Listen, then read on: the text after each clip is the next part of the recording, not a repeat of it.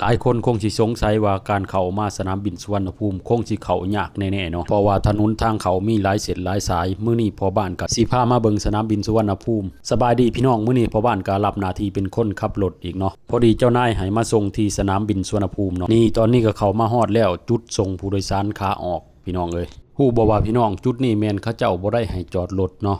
ก็คือเฮามาส่งผู้โดยสารเสร็จแล้วเฮาก็คือรีบไปเลยถ้าจอดแช่นานๆแม่นเขาเจ้าสิได้ปรับหรือเขาเจ้าไล่บ่ให้จอดเนาะเพราะว่าเขาเจ้าย่านรถติดเนาะคันว่ามารับผู้โดยสารแม่นเฮาไปจอดรออยู่ที่ตึกจอดรถเนาะแต่ว่าสิเสียค่าบริการค่าจอดรถเนาะส่วนทางเขามารับผู้โดยสารขาเขาแม่นอยู่อีกชั้นหนึ่งเนาะแต่อยู่ข้างล่างเนาะพี่น้องก็คือเพิ่นแยกโซนกันเนาะผู้โดยสารขาเขาขาออกก็เขาคนละเส้นเนาะและก็ยังมีเส้นทางสำหรับรถบริการสาธารณะเนาะหรือรถบัสรถแท็กซี่เด้อพี่น้องส่วนเส้นที่คอยเข้ามาแม่นเส้นสำหรับรถส่วนบุคคลอันนี้ก็คือหอบังคับการบินที่สูงและสวยงามอหลีพี่น้องที่จริงแล้วการที่เข้ามาสนามบินสุวรรณภูมินี่เข้ามาง่ายอหลีเนาะเพราะว่ามีหลายช่องทางให้เข้าเนาะโดยเฉพาะแม่นทางรถไฟฟ้าและก็รถเมล์รถประจำทางหรือรถแท็กซี่เนาะแต่ถ้าผู้ใดบ่ได้เดินทางหรืออยากเข้ามาเบิ่งเครื่องบินก็สามารถเข้ามาเบิ่งมาชมได้พี่น้องเอ้ยสำหรับคลิปนี้พ่อบ้านก็ขอตัวกลับบ้านก่อนเนาะไว้เจอกันคลิปหน้าฝากเป็นกำลังใจในเด้อ